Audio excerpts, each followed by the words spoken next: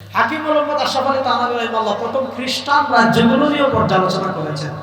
দেখেন, দুনিয়াতে যেগুলোকে আমরা খ্রিস্ট রাজ্য হিসেবে চিনি, দুনিয়াতে যেগুলোকে আমরা খ্রিস্টান রাজ্য হিসেবে জানি, ওই খ্রিস্টান রাজ্যগুলো তাদের ধর্ম দ্বারা শোষিত হয়েছে, তাদের ধর্ম দ্বারা পরিচালিত হয়েছে, তাদের ধর্মীয় কিতাবের আলোকে, তাদের ধর্মের আলোকে শাসন হয়েছে খুবই কম সময়। খ্রিস্টান রাজ্য শাসনে, খ্রিস্টান রাজ্য পরিচালনার জন্য খ্রিস্টান রাজা যারা ছিল, খ্রিস্টান সাম্রাজ্যের অধিপতি যারা ছিল, খ্রিস্টান রাজ্যের হর্তাকর্তা যারা ছিল, খ্রিস্টান রাজ্যের অধিপতি যারা ছিল, তারা খ্রিস্টান রাজ্য পরিচালনা একটা মৌলিক ঠিক দাঁড় করিয়েছে, একটা মৌলিক মৌলিক দাঁড় করিয়েছে।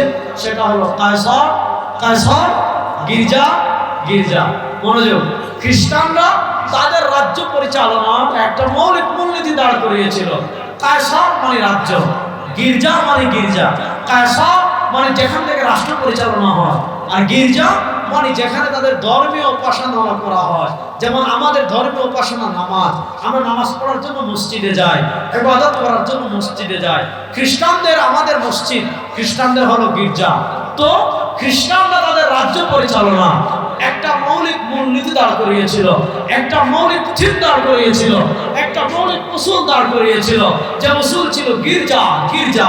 কায়সার, কায়সার মানে রাষ্ট্র, রাষ্ট্রের জায়গায় থাকবে, গির্জা গির্জার জায়গায় থাকবে।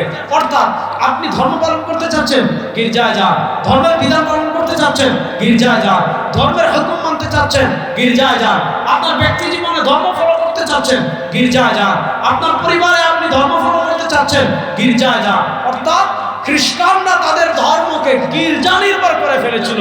ধর্মের সব বিধান গির্জায় থাকবে, ধর্মের যাবতীয় আহকাম গির্জায় থাকবে, ধর্মের সকল আইন গির্জায় থাকবে। গির্জার বাহিরে ধর্ম থাকবে না, গির্জার বাহিরে ধর্মের আইন থাকবে না, গির্জার বাহিরে ধর্মের